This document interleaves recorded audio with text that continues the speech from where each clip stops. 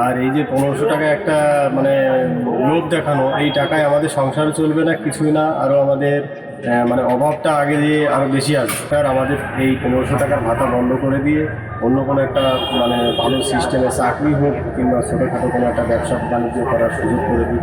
কোনো এই বৃদ্ধ ভাতা কি বেকার যুবক একটা পয়সা দিচ্ছে, এগুলো আমরা চাই না। আমাদেরকে চাই একটা চাকরি। 1500 টাকার থেকে আমরা চাইছিলাম একটা করে আমাদের চাকরি, যে কোনো একটা চাকরি দিলে আমরা বেঁচে যেতাম ছেলে মেয়ে নিয়ে খেয়ে। আর এই যে 1500 টাকা একটা মানে লোভ দেখানো, এই টাকায় আমাদের সংসারও চলবে না, কিছুই না, আরও আমাদের মানে অভাবটা আগে দিয়ে আরও বেশি আসবে। আমরা চাই যে সরকার আমাদের এই 1500 টাকার ভাতা বন্ধ করে দিয়ে অন্য কোনো একটা মানে ভালো সিস্টেমে চাকরি হোক কিংবা ছোটোখাটো কোনো একটা ব্যবসা বাণিজ্য করার সুযোগ করে দিই, এটাই চাই। আর এই 1500 টাকার লোভ দেখি অনেক ছেলেরা আজকাল বেকার হয়ে বাড়ি এসে তারা 1500 টাকা নিয়ে ঘুরে বেড়াচ্ছে। এতে আরও ইয়ং জেনারেশনের ছেলে মেয়ে আছে, এদের পরবর্তীতে বহু বিকট একটা সংকট এসে যাবে যে টাকার লোভে এরা বাড়িতেই থাকবে, কাজ বাজার করতে যাবে না।